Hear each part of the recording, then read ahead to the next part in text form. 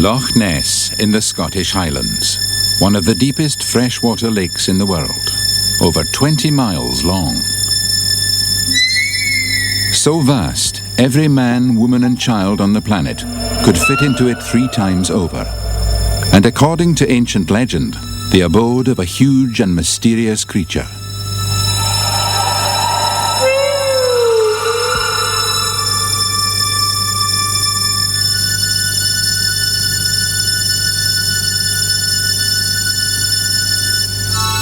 For some 1,500 years, there have been sightings here of a giant monster.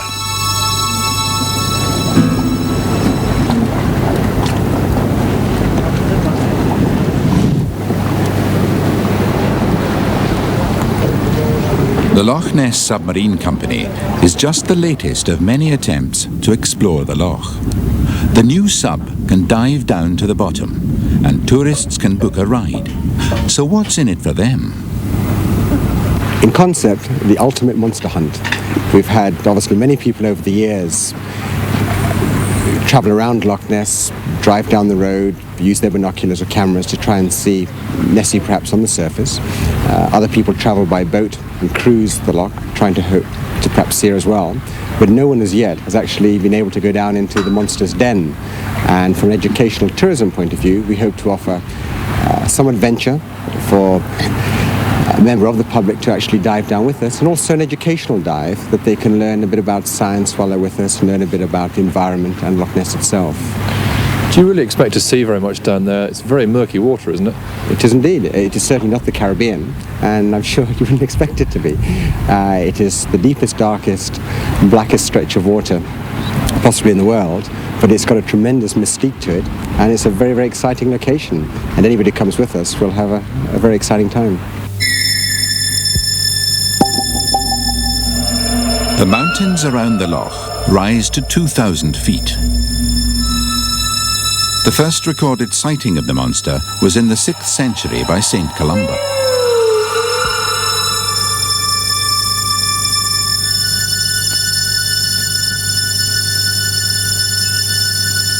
The first famous sighting of modern times was by a local Scot, Aldi Mackay. Her husband was driving her home from Inverness one afternoon in 1933. The loch was very flat, calm, as if you'd gone over it with an iron. And then suddenly, this thing came up. And I can see it still.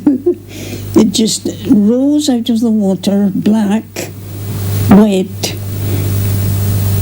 with the water rolling off it. And I yelled at my husband, "Stop the beast." But of course he couldn't, because he had to pay attention.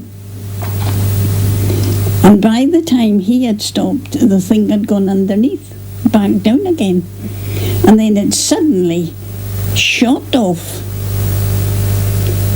to the far side of the loch, still in the narrow sort of dowry, and in a circle, and round, and down, and that was it. Aldi Mackay's sighting was to spark off an intense search for the monster. National newspapers scrambled for exclusives. Later that year, the Daily Mail sponsored an expedition led by one of the most famous hunters of the day, Marmaduke Wetherell.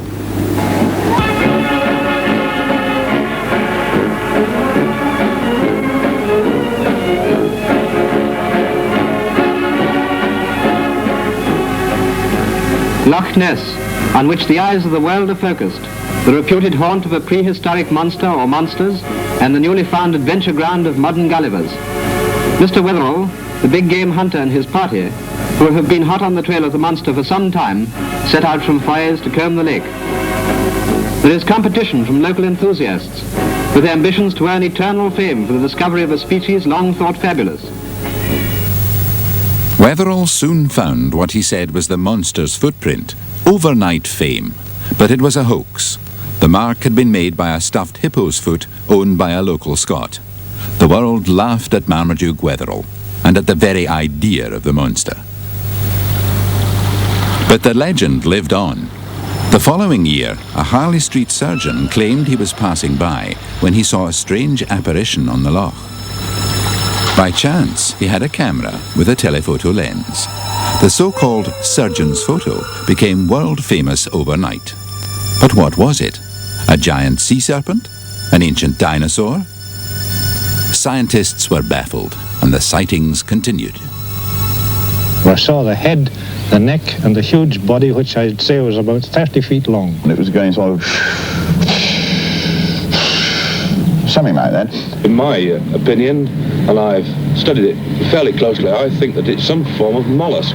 Yes, it was the very same colour as an elephant. So who was right? The skeptics or the believers? Could the respectable surgeon be a hoaxer? Were the eyewitnesses all imagining things? The controversy went on for decades. And then in 1960, a sensational development. The first apparent sighting captured on film. An aeronautical engineer, Tim Dinsdale, had been monitoring the loch for just 6 days when he filmed this. It remains one of the most famous images ever taken on the loch. Was this V-shaped wake the monster's trail?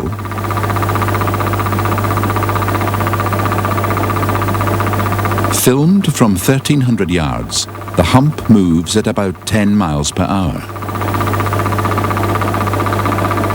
Then it abruptly changes course and moves parallel to the shore. But could it be a boat?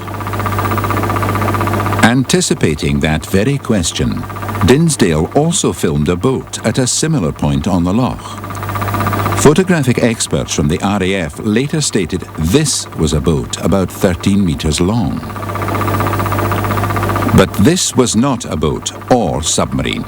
It was, they said, probably a living creature, not less than 6 feet high and 5 feet wide, with a hump between 12 to 16 feet long. The film changed Dinsdale's life. He gave up his job to search for the monster. Over the years, he became the world's leading authority on it, devising his own special equipment to scan the loch. Well, essentially we have, of course, a cine camera with rather a special 10:1 zoom lens and enough film. It's colour film. It's electrically driven and it's a very exact piece of mechanism. This sits on a rig, which I refer to as my Cyclops rig, which is sort of all-can-do affair. One man is supposed to be able to do everything with this. To starboard here, we've got a parabolic dish reflector, which is really a sound collector. And this bounces the sound back to this very truthful microphone, which in turn, we hope, records it on tape accurately. On this side, you've got a still camera, which I can use without looking at it. And this punctuates the cine film. I've got some new type of film in it. It's infrared color film, which produces a normal photographic image, but the colors are related to infrared reflectance, I understand, and this would vary for different types of animals, which of course is important and interesting, I think. And up this end is a very bright light, an amazingly bright light, which at night I sight up on a rock or something, and I change cameras. I put on what I call my night camera, which has a special lens, and these are teed up together. So should I get a disturbance close up at night, which is what happened quite recently, I step outside, you see, in theory, and turn the light on, and my light sights the camera, and the camera is running, and you presumably get something. Dinsdale virtually lived on the loch, searching for the monster. After nearly a decade, what luck had he had? Well, most interestingly, I haven't really had very much. I've missed it, I believe, on a couple of occasions by chance. I was there for a long time and then happened to go away, and it was seen shortly afterwards. But this, I think, is the luck of the draw. And you mustn't give in to this. The odds are very, very long on this. And one has to keep plugging away because there's a principle at stake here. I always think that we're defending the truth. When you've seen this thing, you have to decide on this issue. Are you going to stand and defend or fight, or are you just going to shrug your shoulders and forget about it? Well, I made up my mind about this some years ago, and we're still trying, you see. Dinsdale searched night and day till he died 26 years later. By then, he himself had become a legend to all monster hunters. He never did see the monster a second time, but he did have some alarming experiences. On this operation, I've been on the water now about 7 weeks.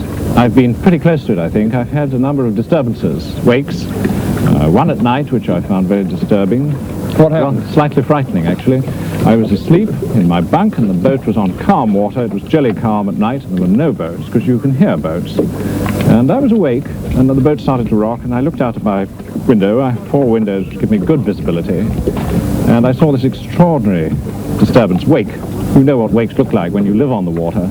And this moved through the boat and rocked the boat about so much I almost fell out of bed, out of my bunk. And my reaction to this was one of, I really didn't want to look, you know, outside. I was a little afraid. I don't mind admitting it. Because whatever created that wake was very large.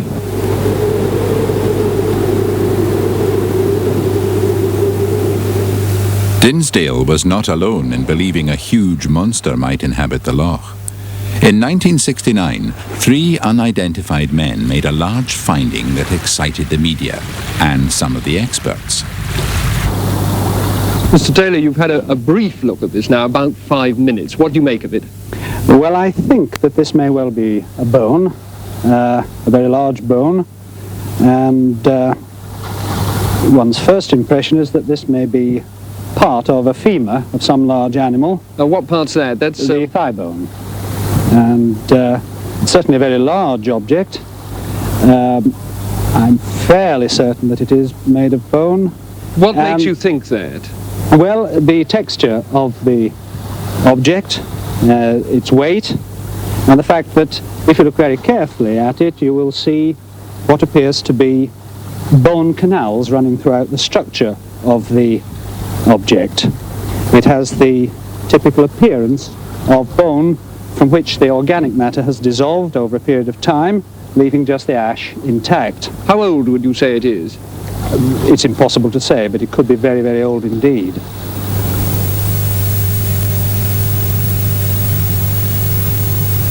Was this bone from an ancestor of the monster photographed decades before by the Harley Street surgeon? The expert from Flamingo Park Zoo certainly seemed sure it was possible. Is there anything we should look at on the other side? Yes, if we look round here, at this point there appears to be what we would call a tuberosity, a muscle attachment in the living animal. Certainly this has many features of the thigh bone of a vertebrate animal. You say it's only part of it. In fact, how big would the complete bone be, do you think? Well, if this is a femur, we would expect there to be another half missing to this that should be looked for. I would think that the animal from which this came must have been perhaps 20 or 30 feet high. And of course this depends very much on whether the animal went on 2 or 4 legs. But there should be another piece, the other end, which goes to the knee, which is at least as long and possibly twice as long as this particular bit that we have here. Enormous piece, yes. Would you be prepared now to bet that this object was part of an animal, having had just a quick look at it? Yes, I would put a small amount of money on it that it is part of an animal. How interesting will it be if it turns out to be that? I think very interesting. Very interesting. Shortly afterwards, the find was proved to be a bone, but it was a blue whale's jawbone brought straight from a garden rockery in Yorkshire. The 3 nameless men who discovered it weren't the last hoaxers to visit Loch Ness.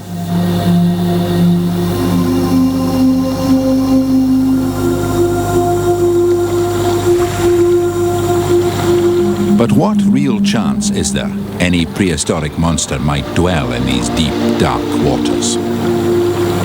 The loch began to form 300 million years ago, when ancient Scotland split in 2, creating a massive long trench. During the Ice Age, this deepened under the weight of glaciers 4,000 feet thick. Any prehistoric monster would have frozen to death. When the ice finally thawed around 12,000 years ago, the modern loch was born.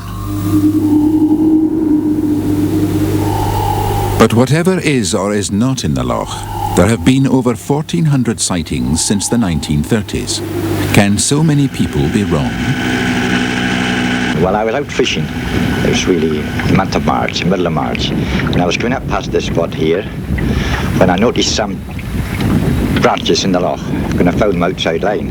So I tried to guide the boat so that the line would miss the branch, and when I looked out watching my line, I saw this huge object out between the waves, going against the wind.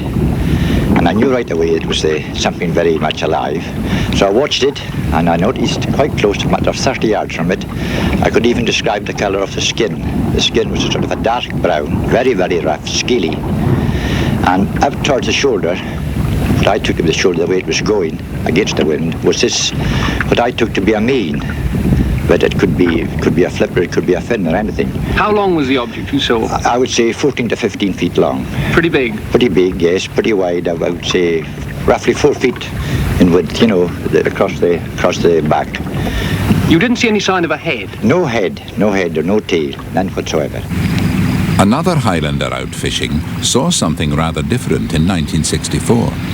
Later, a friend was to share a second sighting with him. I saw a large object came right out of the water in front of me. I was wading in the river fishing with fly fishing, and when I got out onto the bank, by the time I got down to the bank, it had disappeared, but had reappeared over here and made its way along the side of the loch for about 50 to 60 yards, remained stationary for 10 to 15 minutes, and then took off in the direction of the other side of the loch at considerable speed, putting out a tremendous wave. You had a clear impression? Absolutely a clear view of the whole thing. Now, when you told this story to your friend, Mr. Cameron, he didn't believe it. Is that right, Mr. Cameron? I took the story with a pinch of salt. But a year later, you were both fishing here again. Now, what happened then? Well, on that occasion, we were fishing just on this spot here, and I went up to the point here to fish into the corner of the bay, and Mr. Fraser was down at the burn, and I was casting across when I saw what I took to be an upturned boat. The end-on view was like a boat because it had the sort of keel effect, but the side view came right up and then dropped down like a square head, almost like a hammerhead sort of thing, you see. So I became interested. I never thought of the monster at that time at all. It was quite far from my thoughts, actually. What was the main impression you got from the thing you could see? Oh, the size. The size of the object, because there must have been, it's difficult to say, but I would say 25 to 30 feet, and at the highest point about 5 to 6 feet out of the water. What exactly did you see? So it was just a black mass, a large black mass. And what I'm perfectly satisfied is that this was something, whatever it was, whatever you call it, was that it was able to overcome the wind. Because had it been subject to the wind, it would have landed at our feet here. How do you feel, Mr. Fraser, now, thinking back on it? What do you think you've seen? I've seen a large unidentified object. I've fished here since I was quite a young boy, and I've never seen anything like it in my life. While Mr. Fraser and Chief Inspector Cameron were on one side of the loch, a group of 7 people were on the opposite shore. They also reported a clear view of the monster.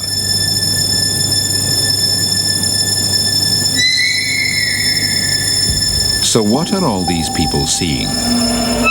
Some experts believe the monster could be a giant sturgeon like this 14-footer found recently in the United States. Others believe people are seeing nothing but unusual wave formations, projecting their hopes and fears onto the waters of the ancient loch.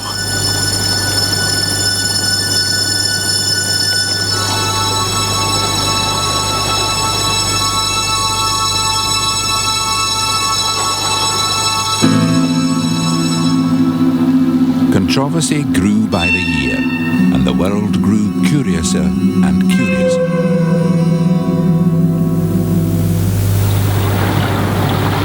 In 1962, the Loch Ness Investigation Bureau was formed to log sightings and film the monster. David James, a local MP, helped direct operations. And to get down to the elementary thing, the object of the exercise is surface photography. And we man our cameras up and down the loch throughout the whole fortnight. Probably the most highly intensive 2-week search that we have known up to date. Now, the majority of you are going to be manning cameras. Now, you've seen these cameras over here, and they're all more or less like that. They may look terrifying, they're not. It's only the surface photography which could positively identify it. So this remains the most important leg of the operation and will remain so for all time. But the Bureau's mass film surveys came up with little new evidence of the monster, with one exception: footage shot by a 17-year-old enthusiast who was a keen follower of the legendary Tim Dinsdale. I'd been there 10 days, getting up at very early hours, and it was a Tuesday of the second week, and at about 11:30 in the morning, when the loch was flat calm, not a ripple, I saw a white line in the distance coming away from Dawes Bay towards Fort Augustus. I saw that with my eyes. And through binoculars I could see a very small object sticking up at the front of that wake. And so at that point I climbed up onto the top of the Bedford van and started filming. And the film shows principally a white line or water disturbance which is moving across the stream. And in part of the film, there's the pleasure boat Scott 2 comes into view in the foreground. It looks as though it's very close to the object I'm filming, but in fact it's half a mile away from me, whereas the object is a whole mile away. Nobody on the boat saw anything, but that's not surprising because they were very low down to the water. It was sent off to London for processing first, and then when it was looked at by the directors of the Bureau, they felt it was worthwhile sending it to the RAF Photographic Interpretation Branch, which is called JARIC, and they analysed it many months later, during which time I was sworn to secrecy. And in their analysis they said that from time to time there appears to be something at the head of the wake, and a probable length for that object is in the order of 7 feet, which delighted me because there's nothing in Loch Ness that is that long. Mystified by such sightings, scientists from all over the world began to join the search for the monster. Divers tested the latest underwater cameras. Food was prepared in the hope of enticing Nessie to the surface. We feel that this animal could not possibly be a vegetarian. There's no vegetable matter of any consequence in the loch, so we decided to make up a bait for a carnivorous animal, and we used various types of tasty and diffusible matter which we feel might attract a carnivore. There's blood meal in here, mashed eels, anchovy paste, agar-agar jelly, and also a hormone which we are trying, which we know does attract some species of reptile, just in case this animal is a reptile, despite what I just said, and indeed it might be attracted to this bait through this hormone-like chemical. How are you going to use it? Well, we're going to suspend it from a buoy in muslin bags, and also we're going to use it in a dry form like this here, scattered rather like rubby-dubby from the back of the boat.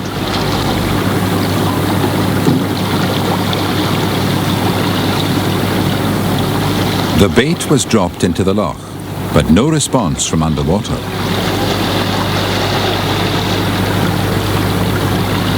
There was a subtler way of trying to detect the monster: sonar sound waves. Scientists equipped their boat with the latest equipment.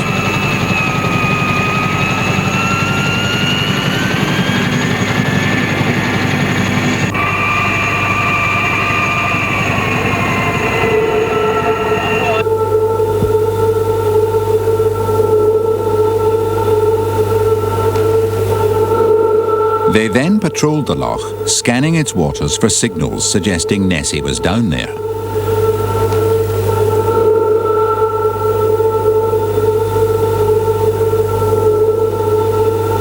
But the monster eluded the scientists and their equipment.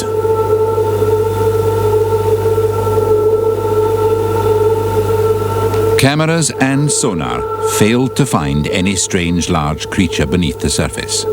Yet eyewitnesses kept spotting something on top. On the evening in question, without doubt, a shape like the prow of a Norwegian fishing vessel is sticking right out of the water.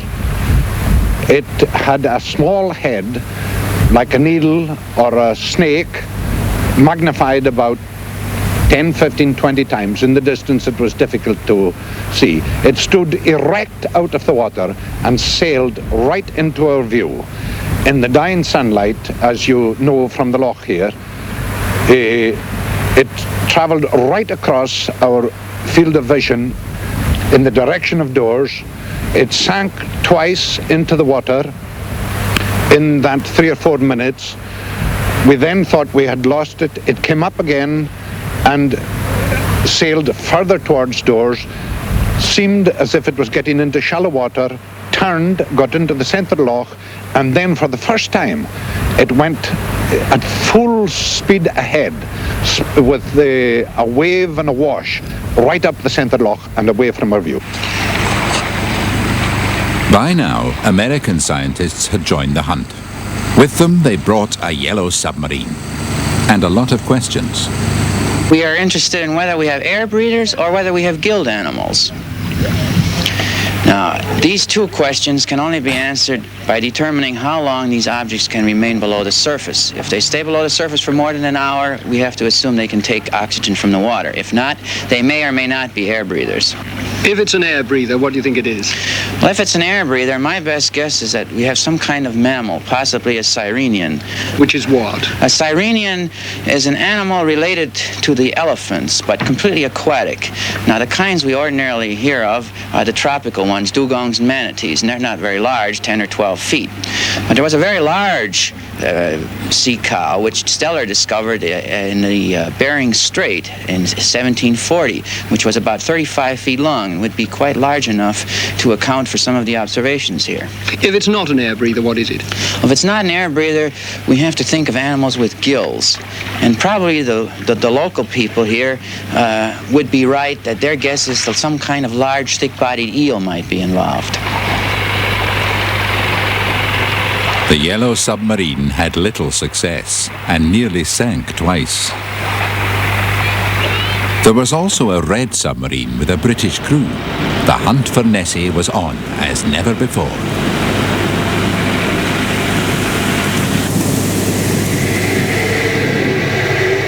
Surface control, this is a submarine. The red sub probed the deeps for secret caverns and hidden passageways. Tradition has it the monster has a secret lair near Castle Urquhart, finding its way in and out of the loch through underground waterways that lead to the sea. But even in the deepest, darkest waters of Loch Ness, some 700 feet down, the researchers found little sign of the monster that year. I don't think we found the big fault we were looking for. The bottom is certainly quite interesting, but it also seemed to be a bit difficult to maneuver over. On the whole, from our point of view, I'm not worried, over.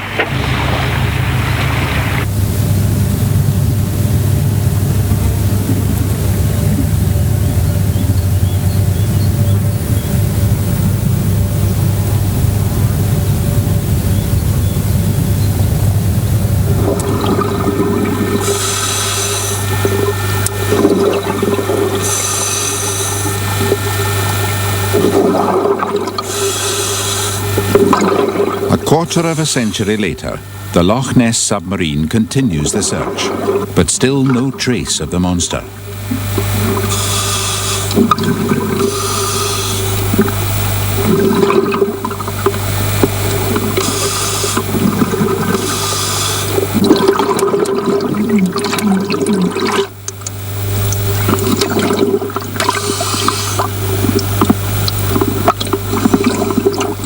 But all along the loch, sightings above the surface have continued, even from the local monastery at Fort Augustus.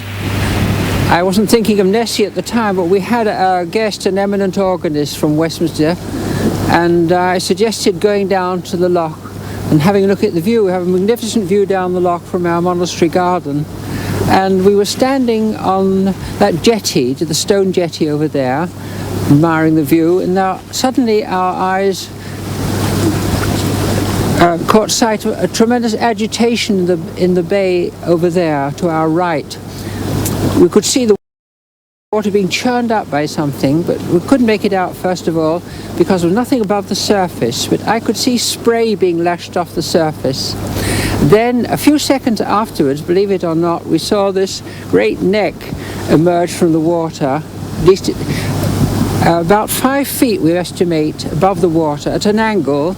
Head and neck seemed to be one, moving slowly towards the middle of the loch, rather slowly, for about 20 seconds. We never caught sight of the humps, but this great neck moving along, then it moved down with a sideways kind of motion and disappeared.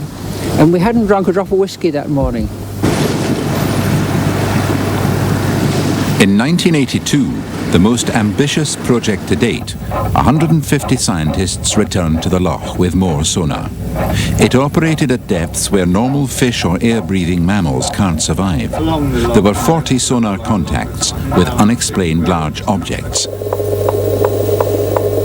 Investigators were delighted with this picture, apparently showing a large creature diving. Bearing green, 155. It has all the indications of being an animal. There's no two ways about that. The other possibilities that we have to explore at the moment are those of inanimate objects, freak sidewall effects. There are a number of other possibilities. But what I can say is that there are no other echoes in the deep midwater of Loch Ness, bar these. The underwater map of the loch drawn by sonar. Steep sides and flat bottom. Here the equipment is picking up fish, the little crescent shapes near the surface. Further down, a strong contact with something moving up, then down. Here, a contact dives steeply down to the bottom. Most fascinating of all, sonar traces of 2 mystery objects at a depth of around 300 feet, moving up towards the surface together. What could they be? If these contacts are animals, then these are probably Loch Ness monsters. If they are not, then there are no Loch Ness monsters in the deep midwaters of Loch Ness. But the evidence you have so far conclusively proves to you that there is something there, deep and probably living. It has all the characteristics. Another sonar picked up this contact at some 450 feet down. Suddenly, it dives. Was this diving creature the monster photographed decades before by the Harley Street surgeon? Was it a huge eel, a giant sturgeon, or a big mistake?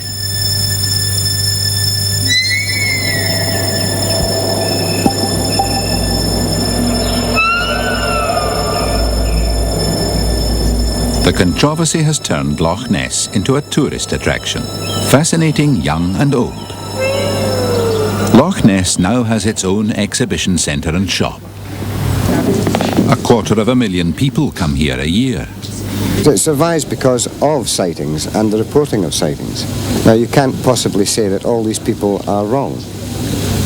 So that's the strength of the whole Nessie story, is people. And the new generation coming through, they believe in it too now, yeah? Oh, I hope so, yes. Do you believe in the Loch Ness Monster? Yes. What does he look like? Well, he's got sharp teeth, but I've got a book of Macy, and it is like the Loch Ness Monster is quite friendly. Yeah. Do you think Nessie's friendly? Yes. Do you think you'll see Nessie soon? I hope that he doesn't get caught sometime. Yeah. Myth or reality, Nessie's big business. Scientists have never found the monster, but they've never proved it doesn't exist.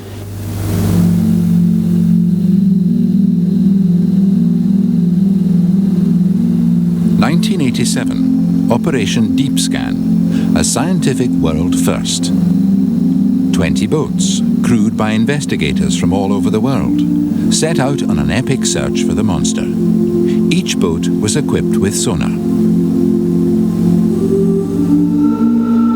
Deep Scan created a massive sonar curtain which any large creature would find very hard to avoid. A computer map was made of the bottom of the loch. Special care was taken to eliminate false trails caused by sidewall reflection, sonar echoes bouncing back off the walls of the loch. Researchers were looking for a feature which moved. Any sonar contacts with large objects were followed up later to see if they had moved on.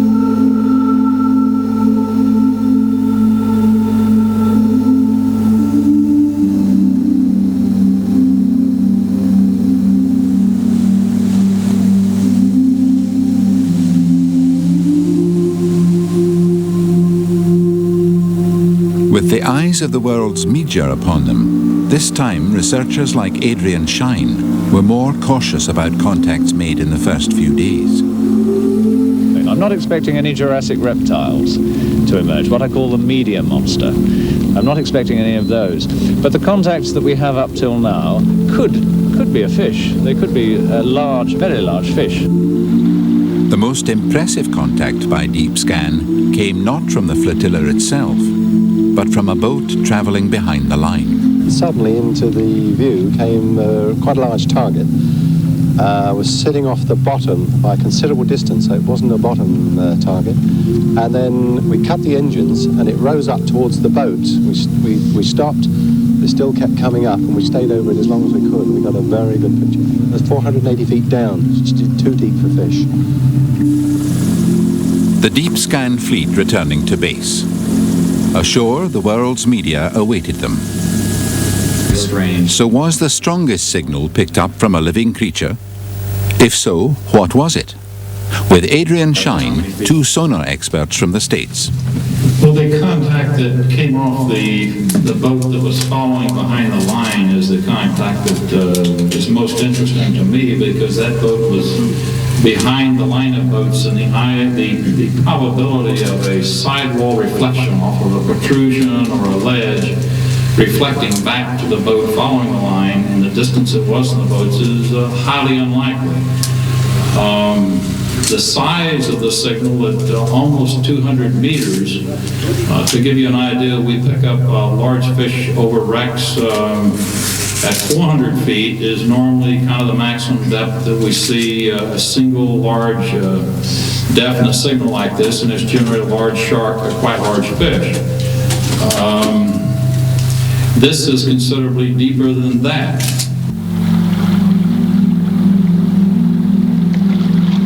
Attempts to repeat this mysterious contact failed. So had the creature moved, or was the reading an error? Deep scan couldn't say for sure. 5 years later, the scientists came back in force. 1992, Project Urquhart, a £3 million research project using the latest sonar to gather data on all life in the loch. We're here to do a really comprehensive scientific survey of Loch Ness, of the water, of the loch basin, and of the animals and plants in it. The scientists found no sign of any monster. Not that they were looking for it this time.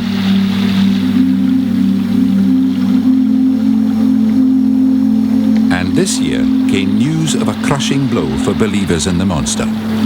The world-famous photo that had started it all turned out to be a hoax. 60 years ago, a surgeon said he took this photo, proof on film many have since claimed of the existence of Nessie.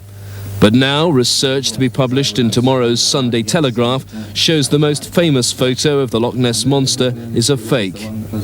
A retired film cameraman, Christian Sperling, admitted shortly before he died that he built a model to persuade the nation the monster existed.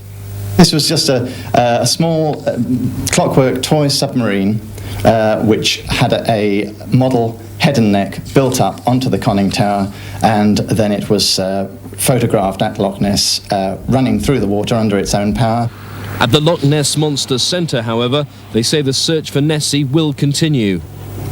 The fact is that there are still 1,000 odd eyewitnesses who are seeing single humps in Loch Ness and allow us to speculate actually about what sort of animals might be involved. Local people say this 60-year-old hoax doesn't end the mystery. They believe the legend of the loch will live on, and the fact the picture has been exposed as a fake won't stop people coming to Loch Ness in the hope of catching a glimpse of the monster. Since the hoax was exposed, more visitors have come to Loch Ness than ever before. Controversy attracts tourists, even if some just come for a laugh. What about myths back home? Have you got any myths back home like this? Yes, we've got the great Tassie tiger. We spent a lot of money, a lot of time, a lot of effort looking for the Tassie tiger. We haven't seemed to have found him yet, but we found a lot of dogs with paint on them. We like to believe in things avoiding our technology in our modern society, modern civilization, but unfortunately I don't think it can. I want to believe in it because I'm a sort of person that tends to dwell in fantasy. As the animal comes up, this gas has got to be expelled. As the gas is expelled, the animal moves at great speed, and this is what's caused the problem or the big movements that we have seen on the on the top of the rock. All hot air and hoaxes? Morning. The head of the exhibition centre has no time for skeptics. I was driving into Inverness, and it was a beautiful, sunny, clear day. The loch was very, very calm. I stopped the car, and where I saw the disturbance in the water. It was travelling from my left to my right, where there was a gap in the trees. I would suspect it would be about 75 yards off the shore. I watched it for about a minute and a half, whereby I turned the car round because it had gone out of my vision to my right. I went down to the next lay-by, and by the time I got there, whatever it was in the water had disappeared out of sight. Fortunately for the tourist trade, other locals keep seeing things too. Only recently, Jim Brown and his son James were filming deer when they spotted strange movements on the lake.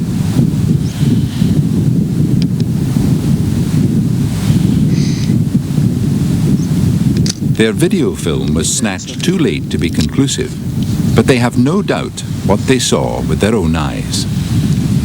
Just say, we're standing by the side of Loch Ness. This is the 23rd, isn't it? It's the 23rd of August. And we have just seen the Loch Ness monster on the other side of the loch, in that bay on the other side. Now, it's a long way away, and James took a couple of shots with the Nikon and a 300mm lens, and I tried to get a shot with the camcorder. It was very snatched, and it's not very clear. We'll have to wait and see what comes out. 3:15? The time it was seen was approximately 3:15 in the afternoon. It'll be interesting to play back and see if we have anything. But without question, there was a huge wake and a swirl when it turned to change direction as a boat came up the loch. And we could see the dark shape ahead of the wake quite clearly. And there's no question of it being anything else. Sightings like these keep the legend alive, but nowadays investigators have other priorities.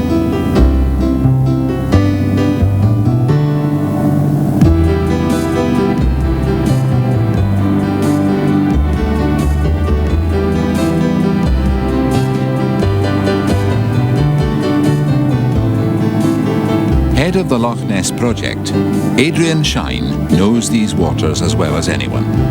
He's been leading expeditions here since 1980. In the early days, he went monster spotting in an underwater observation chamber. Later equipped with cameras, it never filmed the monster. Shine's never given up, but he's changed focus. Loch Ness, quite apart from the public controversy, is a major and unresearched resource.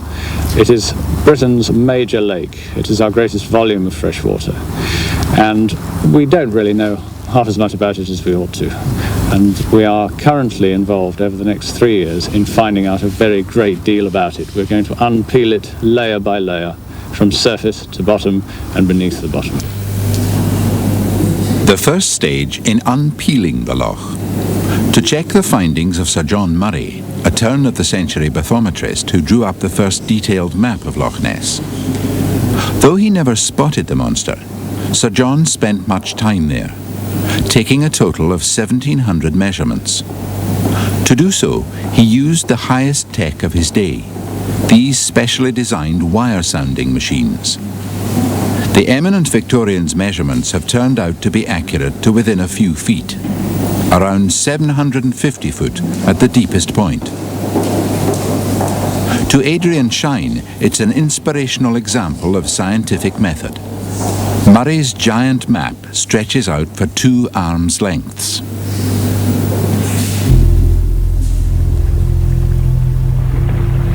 The search for the monster and for what it might eat first led investigators to study all life forms in the loch.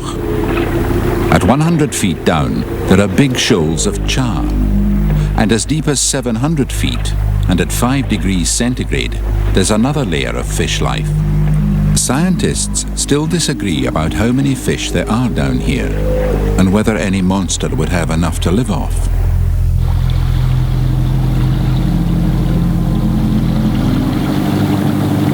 The days of Murray's wire-sounding machines are long gone. To draw up their map, Shine and his colleagues from all over the world have been using satellite tracking from Marconi and computers from Sweden.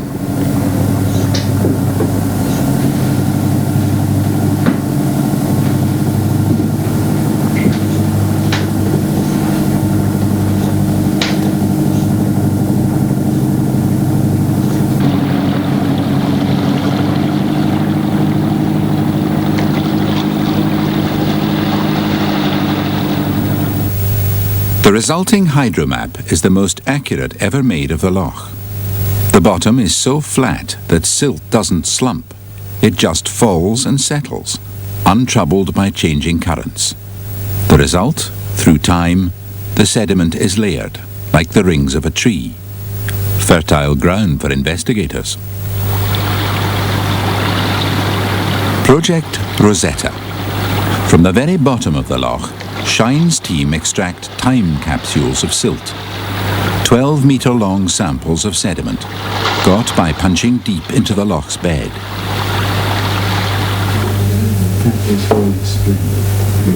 Back at the lab, the time capsules are examined before being sent off to leading British universities. Into overdrive. We've just begun to overdrive at that point, haven't we? Yeah. This is a time capsule of events over the last few hundred years. This one represents something like 130 years.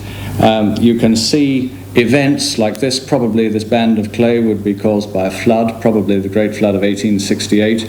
Then you have these colour bands, these little couplets of colour, like the rings on a tree. And these could very possibly be annual. If they are, then we have the most exciting prospect of being able to count our way back through time, right the way to the last ice age. The Rosetta time machine may also tell us how global warming began, and whether it's something we can prevent in the future.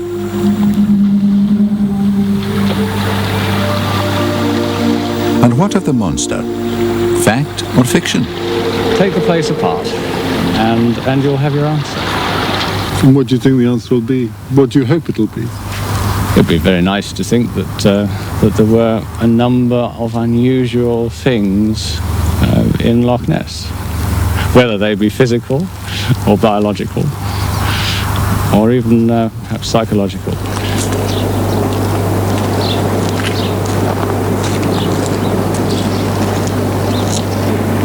Imagination or reality? Whatever the scientists say, the tourists keep on coming. And some come up with pictures to convince some of the experts. It was a holiday video. The pictures were taken by chance. The man who shot them wanted to avoid publicity. He didn't want to be identified. But he and his friends couldn't explain the pictures taken with this camera. After hours of argument, they made this video available to ITN and the Sun newspaper.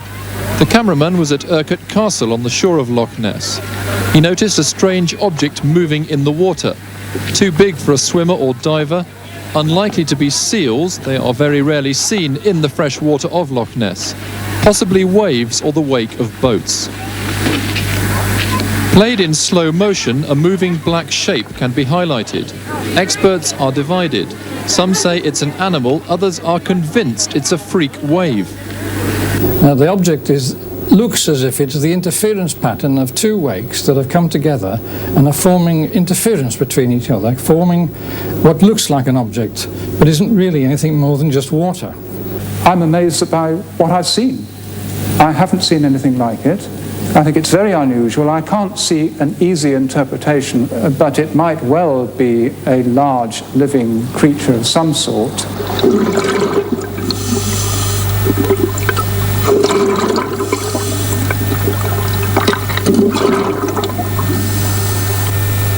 Underwater, the Loch Ness submarine continues its quest for whatever creature may be down there.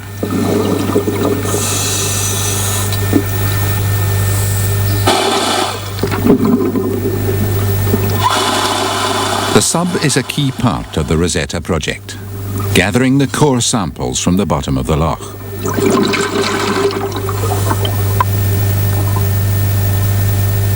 And of course now, tourists can come too.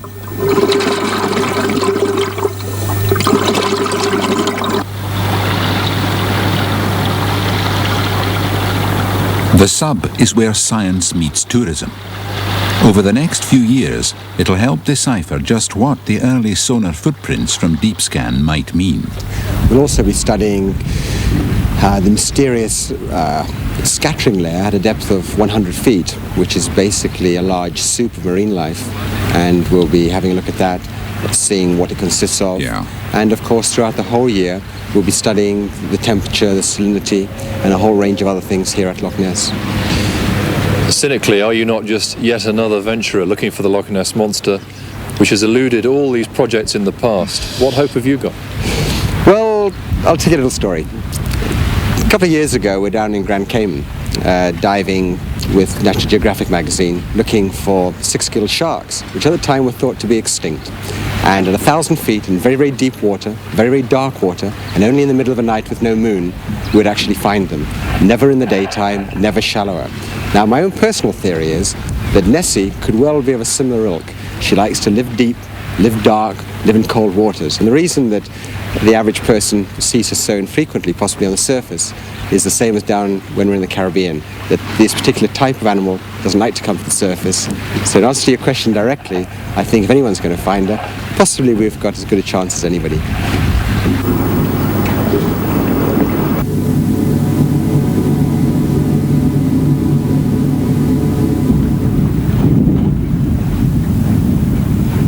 An ancient creature unique to the planet? A mirage created by our need for mystery? A fake waiting to be exposed once and for all? Or just a very big fish? The Loch Ness Monster will always be with us, because it is all things to all people.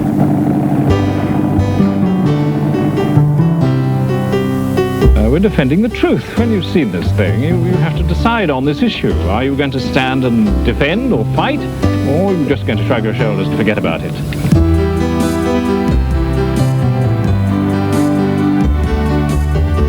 Well, if it's an air breather, my best guess is that we have some kind of mammal, possibly a sirenian. A sirenian is an animal related to the elephants, but completely aquatic. Now, the kinds we ordinarily hear of are the tropical ones, dugongs and manatees, and they're not very large, 10 or 12 feet.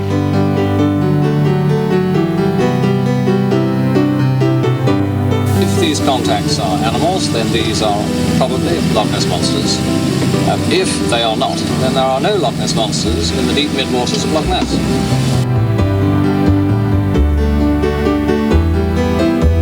I've seen a large unidentified object. I've fished here since I was quite a young boy, and I've never seen anything like it in my life.